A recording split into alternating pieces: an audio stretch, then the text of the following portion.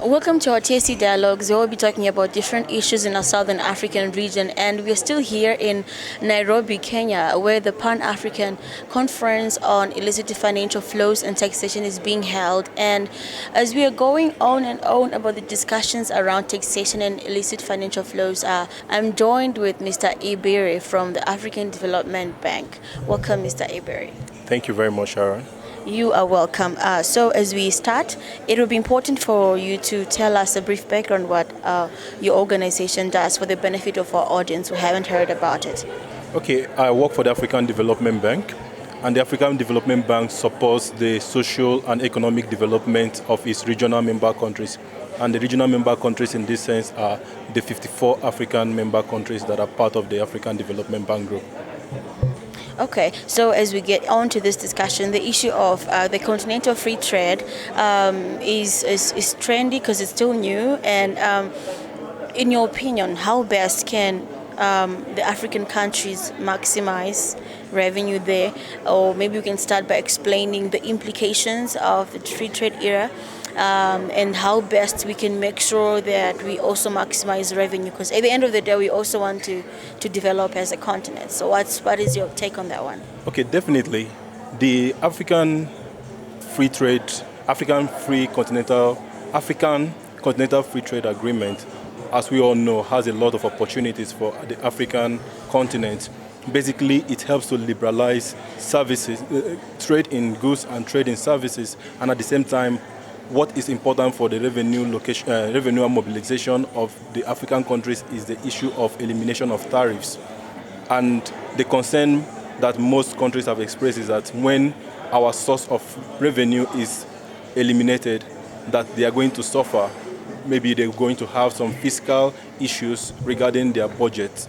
But I would say that from empirical evidence that have been presented, the implication is not going to be that massive in terms of revenue loss as compared to the benefit that the continent will derive from it. From what I have read and from what some very important bodies have said, the agreement is going to bring to Africa about 16% increase in trade, and that's about $16.1 billion US annually. And again, when you compare it with the loss, I read it's only about 4.1%. It's only about $4.1 billion in terms of loss. But what we have to understand is that the effect is not evenly shared among the countries. There are countries that will benefit and there are countries that will be most hit, particularly countries that still rely so much on tariffs for their development.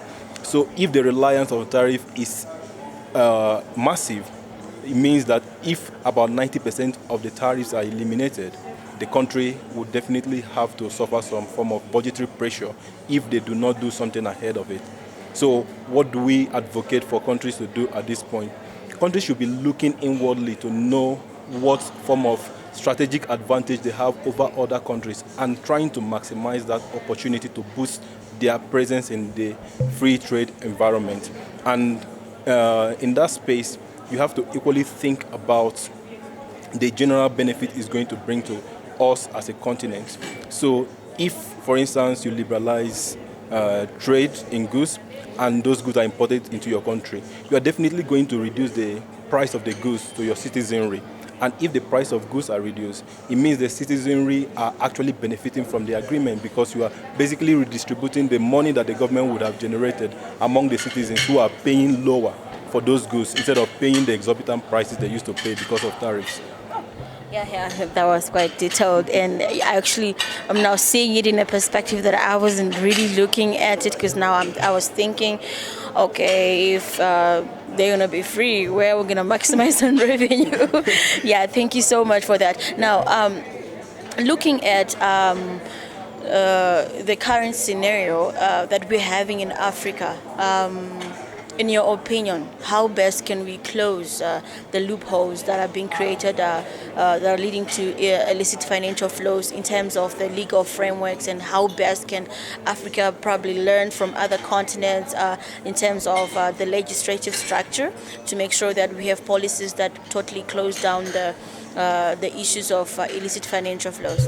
Yeah, I will personally advocate for the African Union, which is the umbrella body for the African countries, to have a common position, particularly on issues about digitalization of the global economy. Because a lot of the argument and issues now is about tax avoidance arising from services and as well as activities performed on the digital space. So if, as part of the ongoing conversation at the OECD, African Union has a position on model to be that they are going to apply in determining the revenue of different companies for the purpose of taxing them within Africa, it will be very great, because if other countries are already going ahead, some countries have taken up what is called immediate, they have taken up what is currently what they see as an immediate remedial steps to curb the leakages of money, leakages of revenue from their country. African countries should have a common position on that, to know that this digital space is going to even become more and more in the coming years. As you know, the Oxfam has its position on this. Oxfam says that currently the digital economic space is about 15% of the economy, and that is going to increase to about 25% in the next 5 to 10 years. It means Africa has to be ready, because it means that the economy of the continent is going to become increasingly digital. And if we don't have a position on how to tax activities on this space, we're going to lose out more.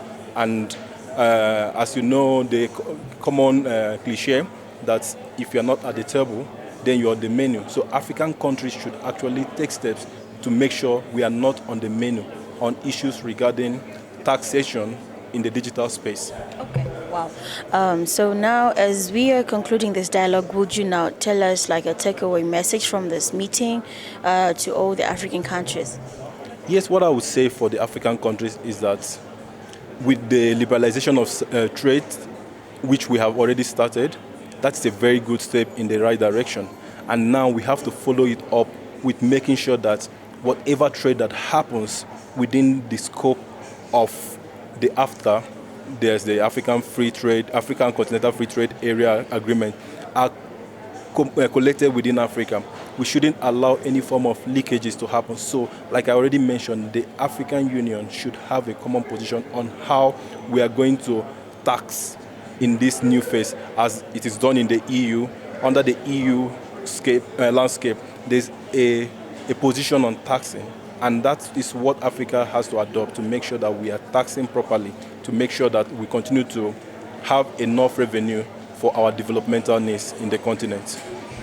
Well, that will be all. Thank you so much for your time in our dialogue.